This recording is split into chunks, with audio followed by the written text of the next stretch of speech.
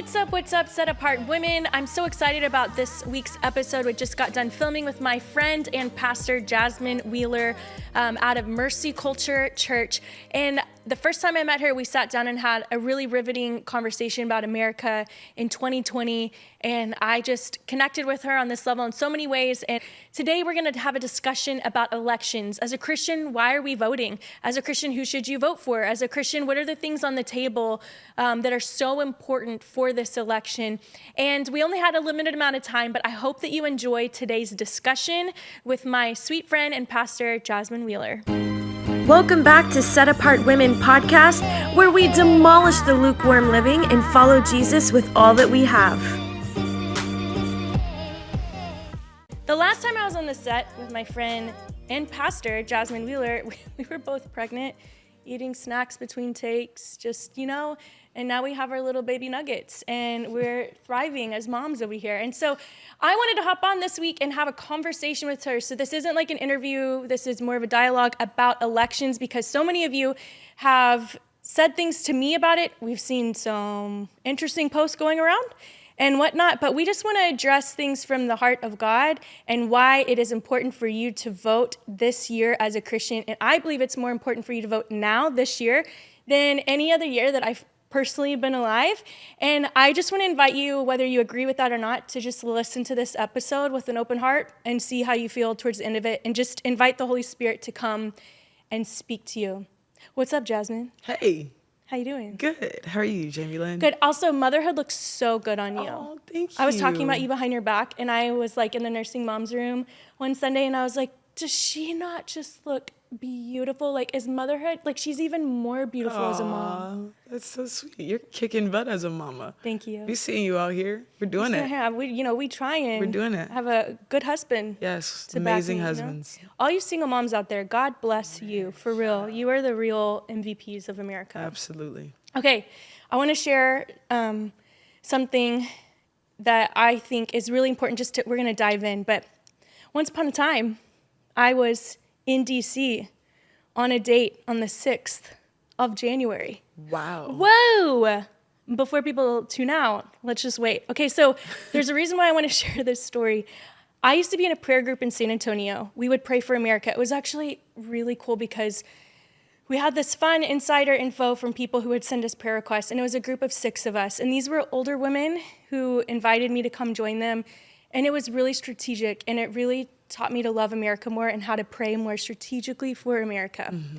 So amazing prayer group. Oh my goodness, it was so fruitful. Sometimes we get to see things happen, and sometimes I believe things won't happen for a while that we prayed for. But fast forward, Lance and I moved back to DFW, and one of the women called me and was like, hey, would you want to go with me to stay in a really fun hotel that I love staying at, fly with me, and come pray for America with me at this event? I didn't even think I'm not one of those people that would go to a Trump event, and I'm not dogging on anybody who would. I just wouldn't be like, oh, he's in town, let me go. Right. I just don't, Same. it's just Same. Not my personality, yeah. Okay? Which is surprising because I was the ultimate cheerleader, but there's reasons why. Maybe we'll get into it. But anyway, so I'm a free trip, of course, yeah, I'll right. go. I was having so much fun. Everybody there that I met was so amazing. So I remember I had no idea we were actually going to the event that he was speaking at. I thought I was going to pray. And at no point, I remember he even saying, we're not going. So all this to say, I'm going to pray. And that's exciting to me. I honestly don't know if I would have gone had I been told we were going to the event. I'll just be real. So this might have been the strategy somehow of the Lord, okay? Yeah. So I go, and I'm listening to all the people are so amazing, so kind. There was no I'm the last place I want to go out is at a political rally. Right. And I'll just be real. So I'm if anything is said that makes me feel uncomfortable, I'm walking back to the hotel. Yeah. I'll just be real. Yeah, no games. No, because I don't even know how I was convinced to go. Everybody we were with, we were on a private plane. This sounds so little, but we were on a private plane with a group of people. It was so fun. It really was. So I go, and I'm listening to President Trump speak. Not once was I concerned. It was very fatherly. I was like, man, this dude loves this nation. Don't get me wrong. There's times when like people were chanting and I was like, I'm not chanting that. But I loved it. I was having a blast. Like I was grateful to be there. It was so cold. But like, I remember he was like, we are peacefully walking to the Capitol to make our voice heard. Then all of a sudden I'm starting to walk towards the Capitol and my friend said, I have a friend in the Capitol who could let us in. Do you want to go in and pray? And I heard the Holy Spirit say, no, go back to your hotel and pray. Wow. So first of all, can we just talk about that? That's crazy. Because this woman goes to DC a lot to pray for America. She's really amazing. First of all, that is the kindness of God. And amazing to like heed the word of the Lord. Like when you hear something. Because so I remember we stood like 2 football lengths away from the Capitol and just walked back. It was so cold too. I get to my hotel room that night and I start seeing things on the news and I'm like, this is so weird. This is like totally, no, I'm not denying what happened at the Capitol. I think there's a lot of things that happened. Personally, I think there were people who were intentionally doing really not smart things. And then I think there was just like that crowd. What do you call it when everybody just goes with the flow of the crowd? Yeah, I know what you're talking about. You know what I'm talking about? Yeah, people just were going because everybody else was going. Right. Anyways, I don't even want to get into all the details of that. But I just remember I was interviewed by one of my friends from high school for a local news station. And this is what I'm getting to. So I get home and I see the news clip that she did on Twitter and deleted my Twitter after it. She did a 17-second clip and she started in the middle of a sentence and ended in the middle of another to make me sound totally different than what I was communicating. Like, I remember being so shocked. Like, I sounded like it was totally not representing me, who I am, and what I believe to be true about what was going on. Like, I had a lot of compassion. I thought it was inappropriate for people to raid the Capitol, whatever you want to call it, stampede the Capitol. Yeah. But then I was like, I don't understand what fully is going on, but like whether they're Trump supporters or not, I think it's inappropriate and I hope everybody's okay, whatever. None of that was put in there. And then I get home and you cannot find Donald Trump's speech anywhere. Like it was deleted from everywhere. It was almost like it was illegal to have it up. Nobody could get a hold of his speech. And still to this day, I don't know if you can hear it. So then I'm like so shocked looking at the way media communicates about this speech and how they've all turned against Donald Trump. And here I am thinking, like, don't get me wrong, there's things that they chanted that I'm like, I'm not going to chant that. Not like curse words or anything, but just like, that's not my nature to chant that. But I remember being so shocked because the whole time I felt safe and peaceful. And I'm the kind of person that's like, I'm not going to die on the hill of a political gathering. You know what I'm saying? Yeah. So it felt so strategic to be there because it solidified my desire to be in media and speak truth and help truth get out there. Yeah. Still to this day, I mean, everybody knows January 6th. So not only can you not find his speech, but then you have all these news outlets that are just like coming against Trump so hard on this. And then all these facts about how he wanted to call in protection. Nancy Pelosi denied it. Like he was wanting to protect the Capitol. You know, it's like so deceptive and dark. And so from this point on, I realized I can't trust mainstream media. I don't care if you're Fox News, CNN, whatever. Like you really can't. And here we are in a generation about elections where if you hate Trump supporters, I guarantee you it's because you've been feeding yourself with mainstream media. If you hate Harris supporters, you've been feeding yourself with mainstream media. And I want to have dialogue about media and its effects on Christians and the way we show up towards one another and the way we show up to vote, our views, the way algorithms are, you know what I mean? Like, it's a big deal. Yeah, it's huge. It's major. I know I watched a documentary a few years ago. I think it might have been 2021, 2022, somewhere around there. But it came out, and I believe a chunk of it was about 2020 and our journey through 2020 as America, as the world, as the globe.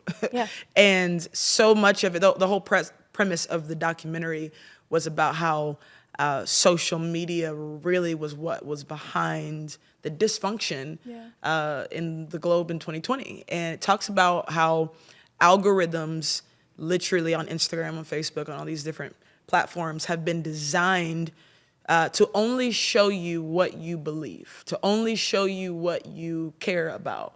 And so if you care about right-wing leaning topics, the algorithm is designed to only show you right-wing leaning topics. Right. If you care about left-wing things, if those are the videos that you stay the longest to watch, if those are the things that you like, that you comment on the most, you're going to get more videos like that. And so that's true if you like cooking. If you want to learn more about cooking seafood, you're going to get a bunch of seafood videos on social media. And so literally they break down in this documentary that so much of the polarity, the polarizing of the nation was basically seeded through social media. And so I'm very passionate about this because I feel like people are getting duped and they don't know it because they're unaware of how social media works. I've been duped. Yes, same. I feel like I got duped in 2020. And so after I watched the documentary, they talk about some things that you can do to stop getting duped. I love that. And one of the things that I learned and have tried to incorporate is following people that you disagree with, following people that are outside of your normal line of thinking, because you will get a more diverse layout, a diverse platter before you. Like, in what the are social they media hearing? space. So I can understand where they're coming from more. Yeah, and so then you get to hear the extreme things that you hear about the left wing. If you're a conservative, all those videos you're getting that are demonizing all the left wing people and Kamala and all the things. Then you can also find things that demonize the right side and talk about all the horrible things about the Republicans and the right side and all of that. Like, and so, I am a white Christian nationalist. Yes, for sure. Apparently. And you are a threat to democracy. I am.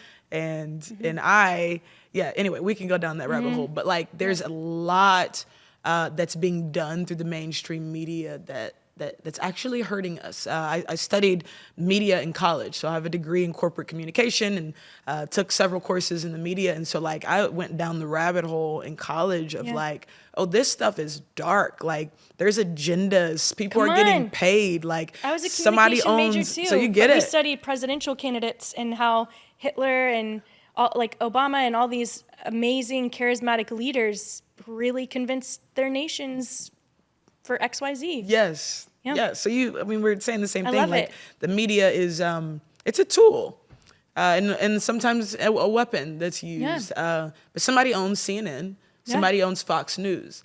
Left side, right side, somebody's getting paid on both sides. And if you don't understand that, then you will believe everything you hear.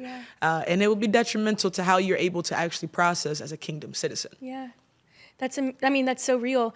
And I think throughout this, like, one of the things that I've had to learn, I remember making a post about 2020, and I've talked to you about this, and oh my goodness, it gave me so much compassion and empathy for people, regardless of what they believe, because I understand how media pushes an agenda. Yeah. And I'm not going to be so mean to somebody who's deceived. Now, if they're a Christian and they're willfully like supporting evil things, different. My assumption now, first line defense, is you probably don't know or you wouldn't XYZ, right? And I hope people would meet me that way. People have been compassionate to my ignorance so many times that it's taught me, I'm like, wow, you were so graceful and merciful towards me. But I remember making a post about January 6th, and it went viral, and I have deleted it since, or like hid it since, but I remember this Black community from my college all came at me because this guy wrote this post, and it's like he forgot. All these people were like, I had conversations with her in college, I can't believe this is happening. And I'm like, what has media done to taint beliefs of character? Like, I would hope I'm more holy and set apart and loving and kind now than I was then. Right. I would hope. Yeah. And I remember that post really, that whole season strengthened me. I mean, I was in the fetal position in my prayer room crying, and I obeyed the word. I went into my prayer room and I blessed everyone who cursed me by name. If you liked the post, if you commented on it, you got blessed up. That's awesome. And I was in the prayer room, and I would forgive 70 times 70 until I knew there wasn't offense in my heart, so that I knew if I ran into that person who wrote the post, that there would be love in my heart. And guess what? I ran into that person's wife, and guess what? There was love in my heart. And it's like nothing had ever happened. Yeah.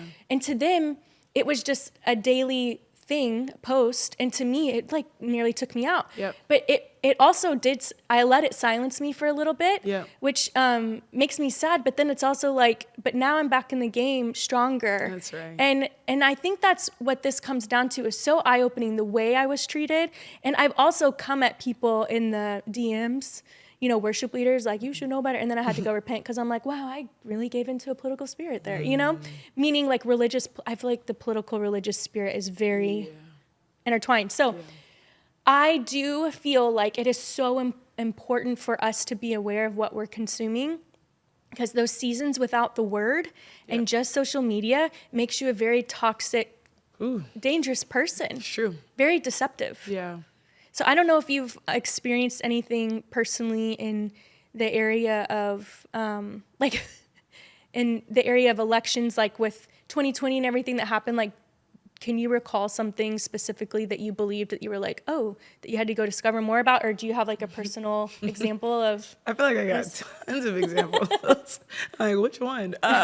Well, I don't. Hopefully, this speaks to where you're trying to go in the conversation. Hopefully it's not random. We can go anywhere in the conversation. It's just a dialogue. I got invited in 2019. I had a dream that I was in the White House with President Trump with a group of faith leaders, and I thought, oh, this is surely prophetic. This means something. It's symbolic of something for sure. 2019, get an invitation to come to the White House. I end up in the White House with a group of faith leaders to pray for President Trump.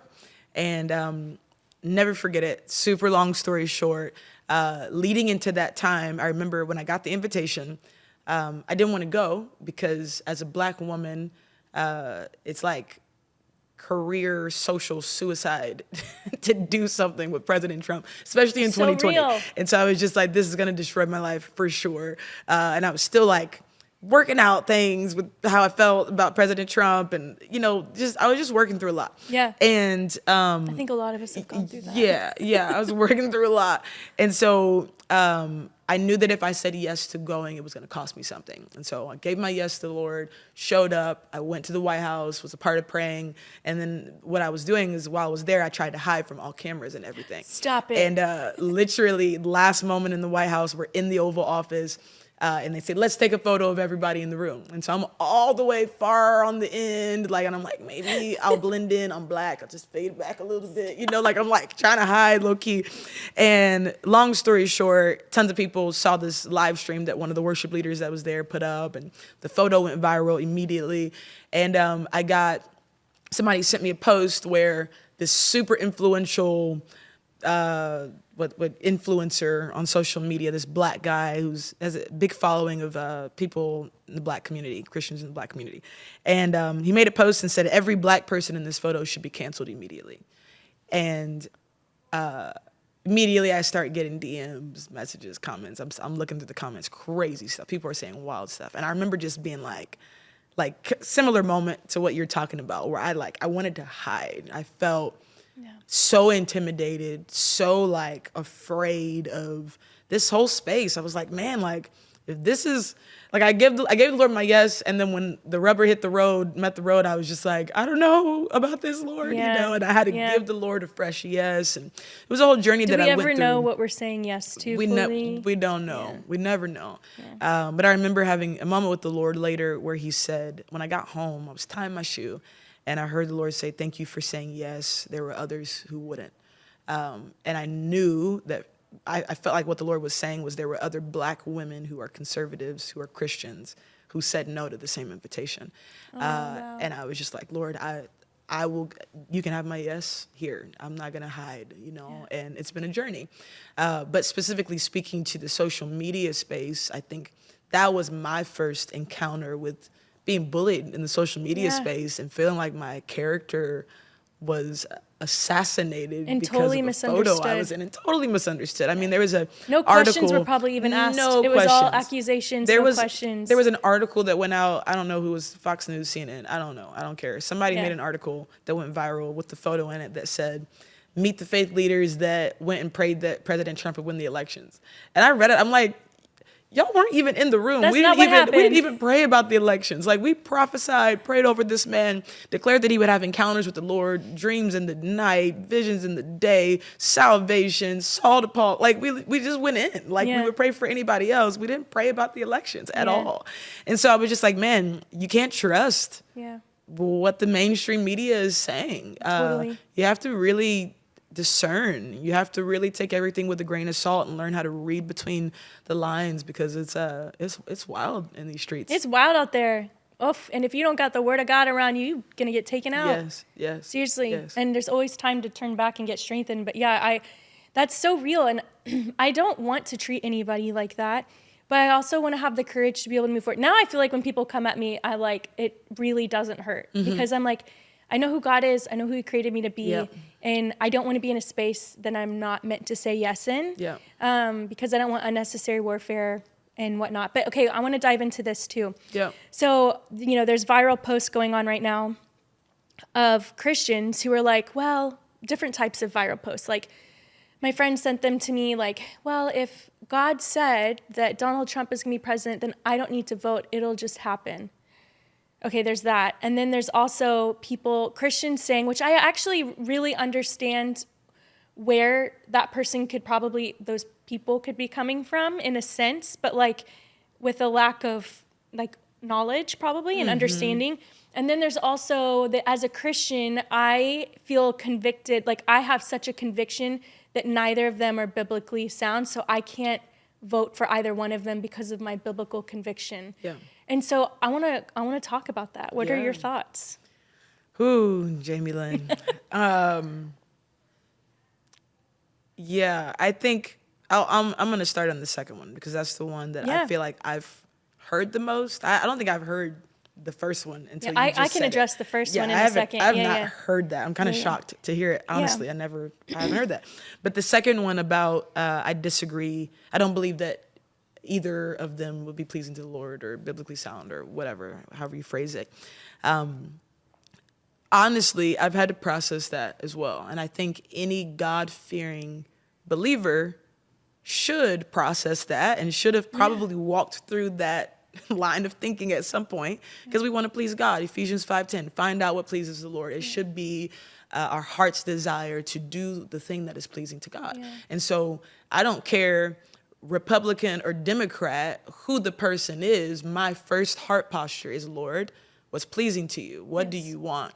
Now, I believe I have taken time to pray and seek the Lord and ask God what is pleasing to him in this. I think one of the first things that comes to mind is sometimes the people who say things like that don't actually pray. Yeah, that's good. No, like, that's true. Actually stop and pray. Set yourself apart, turn off the social media, and ask God what he's saying about the nation. And ask God what he's saying about who should be in office. Sometimes I'm just finding this pattern in Christianity and in the church space amongst Christians where we talk very spiritual very often. And then if you really just say, hey, did you actually ask God about it? People will be like, duh, no, I didn't. And it's like, cool, well, you sound real spiritual, but go ask God what he's saying about this topic. And so that would be my first response. The second thing is, I think as I've prayed, the thing that the Lord keeps bringing me back to is his heart for the nation, his heart for America. We just did a gathering in DC. We were both there, 1 million women. And we literally, the numbers that I heard was somewhere around 300,000 women in person, 10 million people online, men and women in both. But like literal millions of people tuned in to pray and fast and worship and repent and ask God to come and heal our land. But the thing that stood out to me was there were other nations that understand that the success of America or the success of their nations is directly connected to the success of America because of the leadership, the place of authority that America has been on the globe for the last for a long time now. And so what happens in America is really important. And so I feel like as I began to pray for this election, God gave me a fresh heart for America, for the land. And then the next place that I came to as I'm processing and praying into it, the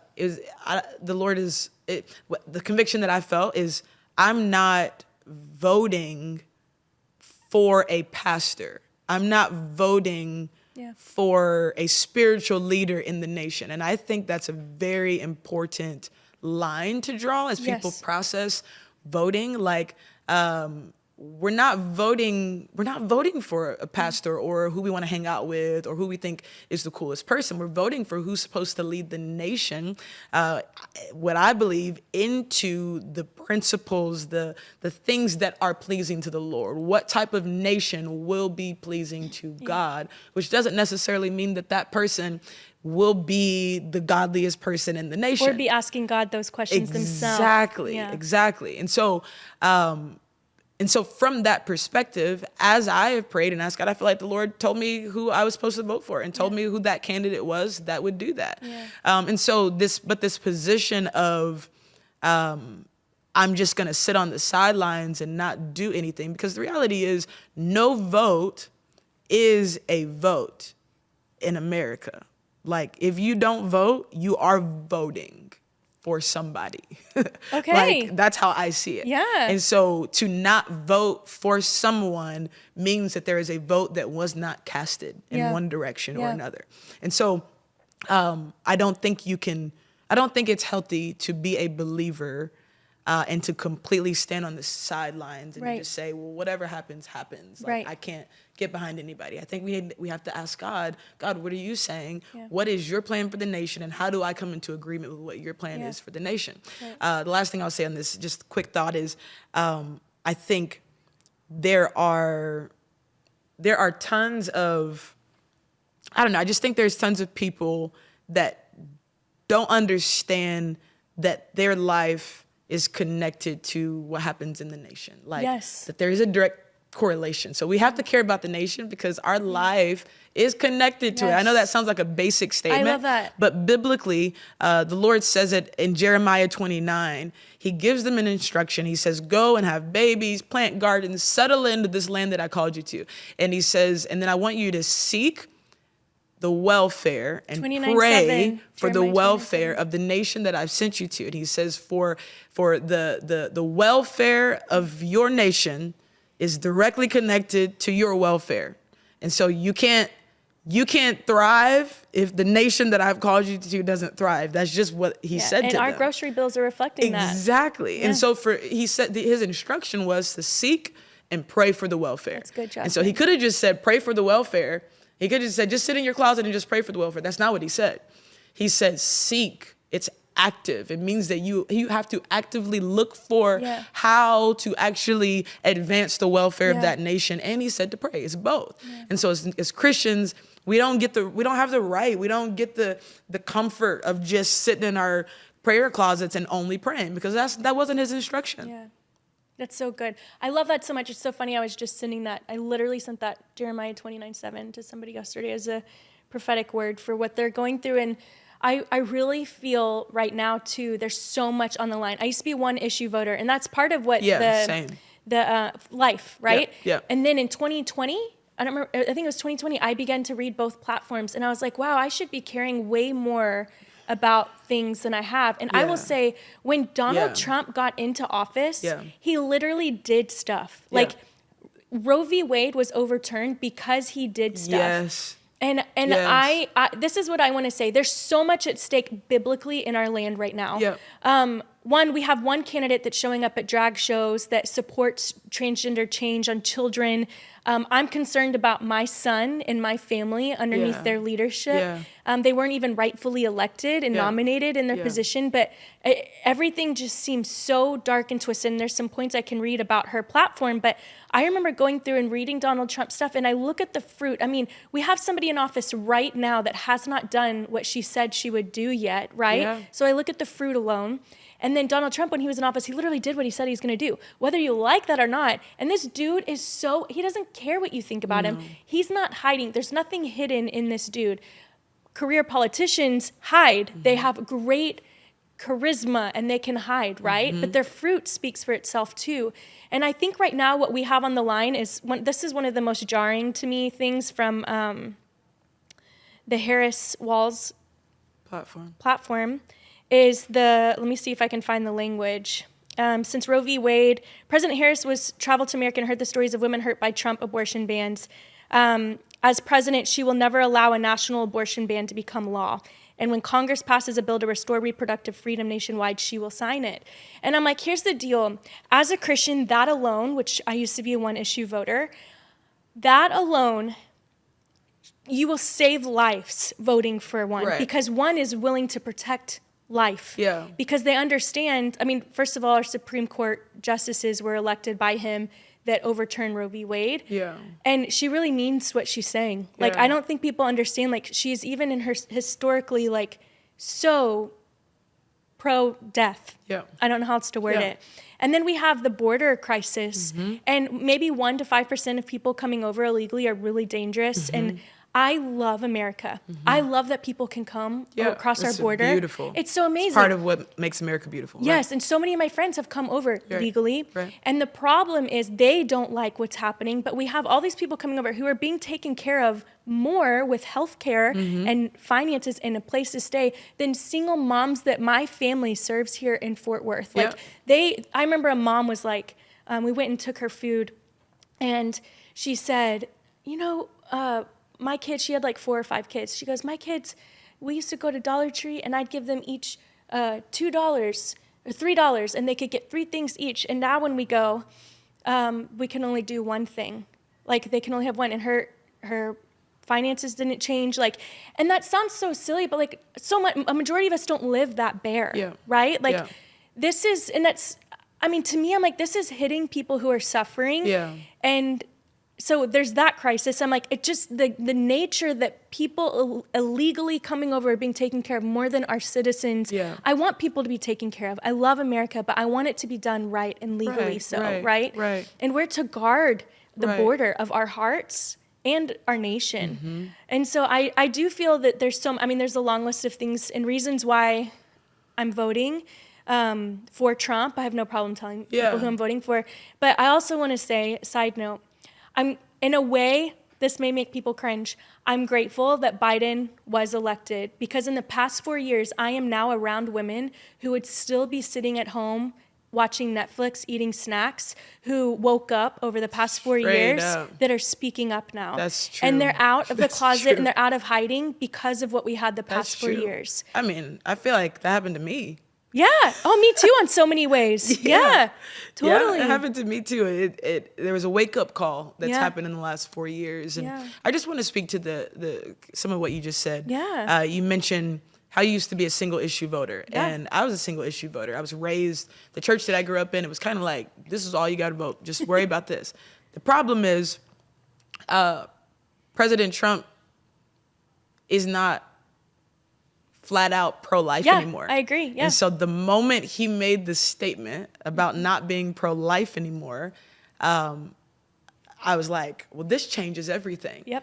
This makes an entire group of Christians who have been single issue voters have to think about more than just this issue. And I still hear Christians say, and I agree, like he's probably one of the most pro-life presidents that we've ever seen. And it is true. Even with his pro-life stance, he's done things with the Supreme Court that will go down as being a pro-life thing. Factually, on paper, what's happened in the pro-life movement since he was president is insane. Makes him the most pro-life. Yes, exactly. But if you ask him about being pro-life right now, he's not. Yeah. He's pro-choice. Yeah. If you just, it's just flat out. This is what he's saying. It's factual. And so, with that being said, what it has done, I think it's been a gift to me. It's been a gift to the body of Christ. It's made us have to look outside of this one issue. And so when I'm thinking about, when I'm voting, when I'm praying into it, when I'm looking at the issues, I'm thinking about family. I'm thinking about the future, the America that I want my son to live in. I'm thinking about all the things that are a direct attack against the God-ordained design of family, the LGBTQIA plus movement and all of the laws and legislation that are being put in place that are redefining marriage will change how we as a nation process the God-ordained design for family. And I believe there's a blessing in the God-ordained design for family. As somebody who's literally been delivered out of homosexuality, that's a hill that I'm just not willing to give up. So that's just that I want, my son needs to live in a nation that stands for God's ordained design for Yes. family. Between the LGBTQIA movement, the transgender movement, you talked about the borders, we've talked about abortion, but like the thing that I'm processing beyond some of these smaller single issues is that the decisions that whichever candidate makes will outlive their term.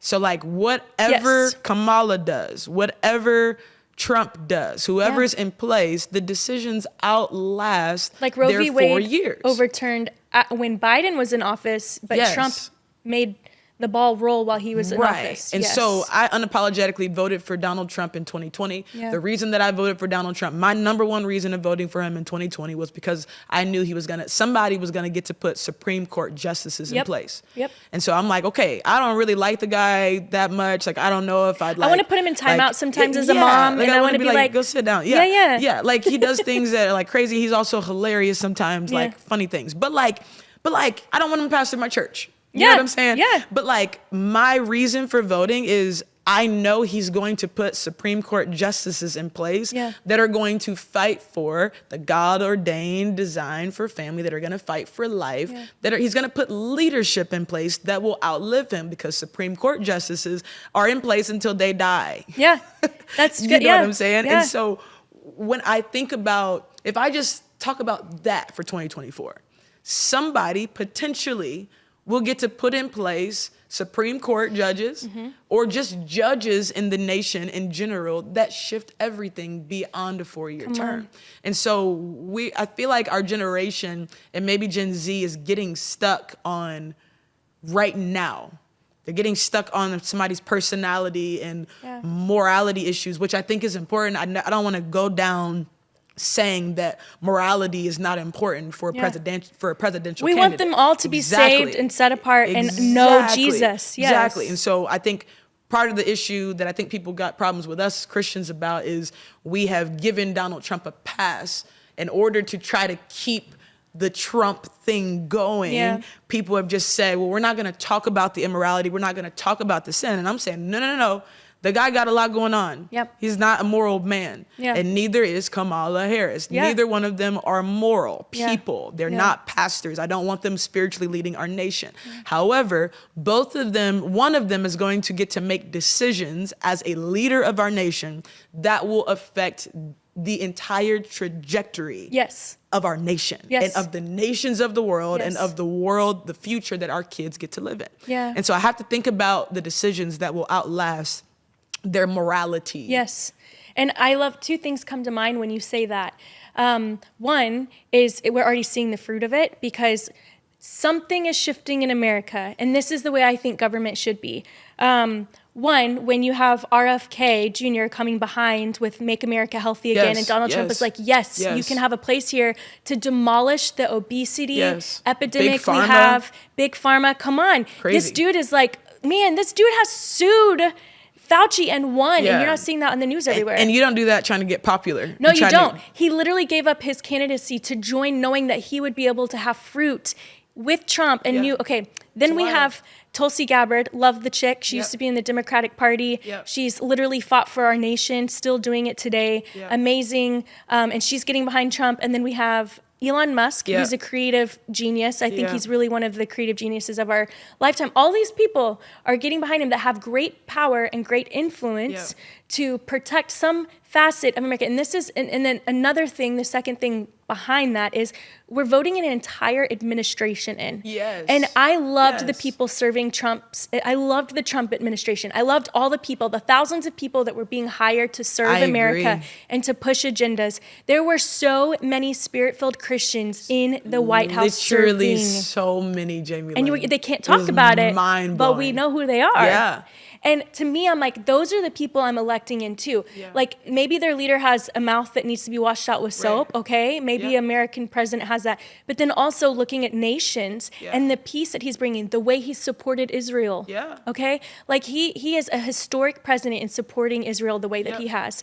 And so I really feel like the things that are important to our nation, the diversity of our nation, he's actually bringing people around, and he will and has already made space space for them Yep. as they come and support the whole Make America Great Again Yep. initiative. He really Yep. cares for our nation, whether people want to believe it or not. And you Yeah. see it by the fruit of him hiring the best of the best to Yeah. come serve different Right. initiatives. And I'll just say this too. Sometimes people say, well, so much of what Trump is doing with Christians, all of it's a gimmick. Like, they're like, he's just trying to earn a Christian vote. And the truth is, some of that is true. Yeah. Some of it, Yeah. there are some gimmicks. Like, they're politicians. And whether he At the wants end to of believe the it or not, day- he's kind of let that influence him a little bit since he's been in office. Yeah, like they're yeah. politicians. They're trying to get votes. Like, it's real because Yeah. they're not Christians. They're not righteous people. But like, aside from that, if you want to gain the votes of the Christian people, if that's really what you're trying to do, you're going to do it all outwardly. It's going to be a show. You're going to put all of it on display. The fact that there are so many people behind the scenes where it matters the most, who are spirit-filled believers and Christians that are welcome into those spaces and that are leading in those spaces, I'm not seeing that on the Biden administration side. A lot of what I'm seeing as far as the leaders in the Biden administration are people who are super left-leaning, maybe not spirit-filled, maybe not Christian, that are transgender and some crazy stuff going on. And I'm not saying there are no Christians, there are no believers there. What I am saying is I'm not seeing the same demographic of spirit-filled believers influencing behind the scenes in the leadership when I look at both parties. Yeah, and I will say, we're going to wrap this up, but I will say too, like there is a common sense. Like, if you are born with male parts, you are a boy, a man. Yes. If you're born with female parts, you are a what? Girl, Yes. female. And the fact that there's an entire, it is so mentally deceptive and dark and tainted, and it really breaks my heart that anybody would think they needed to be anything other than they were born as. It feels so hypocritical, and we have a whole administration that's pushing that on our children. Yeah. Children are literally able to go to other states taken from their parents right now. Insane. When I was little, I played dad on the playground because we were all girls playing family. What does that mean? That doesn't make me, I never thought I was a boy. Yes, but yes, you're yes. so influenced by adults at that age. Like, it's just so sad. So clearly, I'm also protecting that. But while we close up, Can I say one more thing? Please. I'm sorry. Please say another thing. I just want to say this too, because a lot of the argument that I'm hearing in this space, even from Christians, is I can't vote for Trump because he's racist. Like, I just keep hearing it all over and over again. And I just feel like, as a black woman, I'm just going to talk about it because you're not black. No, And so I'm not. I'm just going to say it on your podcast. I'm really glad you noticed that I'm not. Thank you. Yeah, I didn't know. It's just, I want America to know you're not black. But like, just real quick, like, so many thoughts about this. Because the idea, even amongst Christians, is that the Democratic Party is a party that is for black people. And that the Republican Party is a party that's really for white people, and they're trying to like kill all the black people. Say it. And they're trying to mess up everything Come on. for all the minorities and this whole narrative that's happening, which is largely influenced by social media and the mainstream media, but that's another conversation from earlier that we can get into later. But what I will say is this. I don't want to hear anybody tell me that they're for the black community if they're not for the God-ordained design for family. Yeah. And so the moment, as a Democratic Party, you start deconstructing the God-ordained design for family, you've lost your right, your authority to tell me that you are for the black community. Knowing that the black community and minority families are being Dismantled. Dismantled, fatherlessness, broken homes, mother wounds, so much happening. Aborted. Abortion.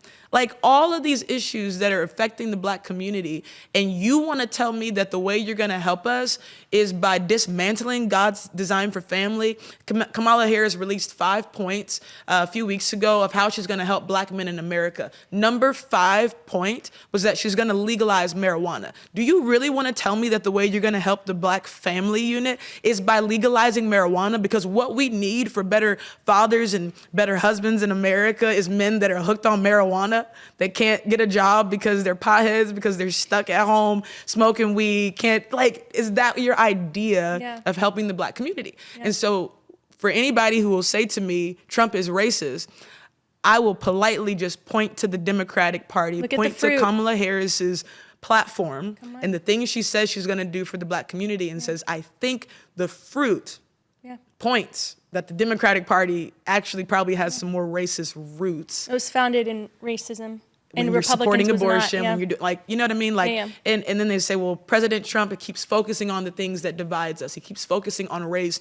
We don't have to. And I'm like, well, President Trump didn't come out with 5 points about how he's going to help black men in America. Yeah. Sounds like the Democratic He also- Party is reminding us of the differences, He also was really well loved until he ran for president. He wasn't racist until he put his name on the ballot. which is a whole nother conversation Yep. as well. Because Yeah. Oprah seemed to love the guy I back know. in the day. She said she would run with him. She loved him. She wanted to run on the ballot with him as his VP. Anyway, I That's just a had to good go there. combo. I had to Well, just okay, go there. as we close got up, a little heated right there. As we close up real quick, why don't you pray for our set apart family, and if there's anything you want to add, let's do it.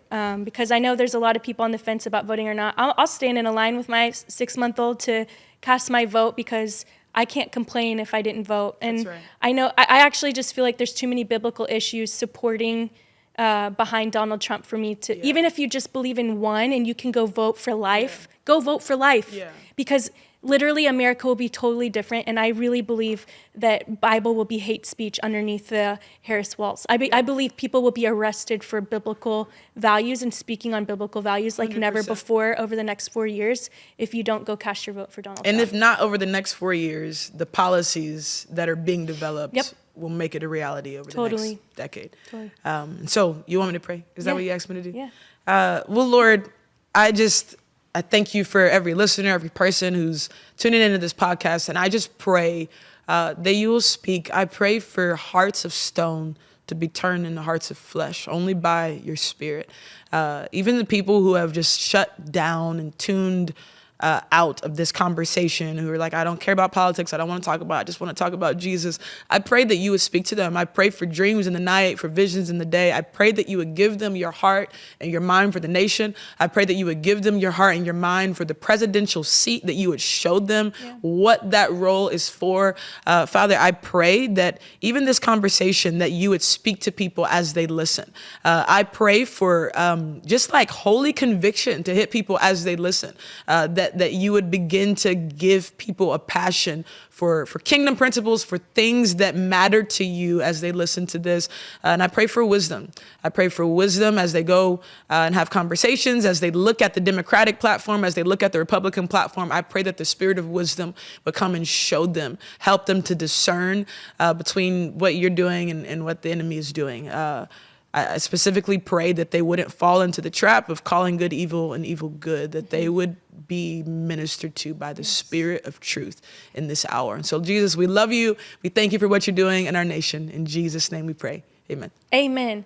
Thank you so much. I love you. I love having you. these conversations with you. The first time I met you, I had a conversation like this, and it was so fun. And we've grown so much since then. Yeah, for so sure. much. Thank you so much for tuning in. Wow, that was like a... Okay, thank you for tuning in, Set Apart Women. Share this with your friends who may be on the fence. I hope this is helpful. I really do. Look, you just listened to two people who used to like be on the fence about voting, one issue voting, and then I read both platforms in 2020, Same. totally changed my mindset. It takes a lot of time, but got to do it. Anyways, love you guys. Tune in next week for another episode of Set Apart Women, and let's go America. Let's go, America.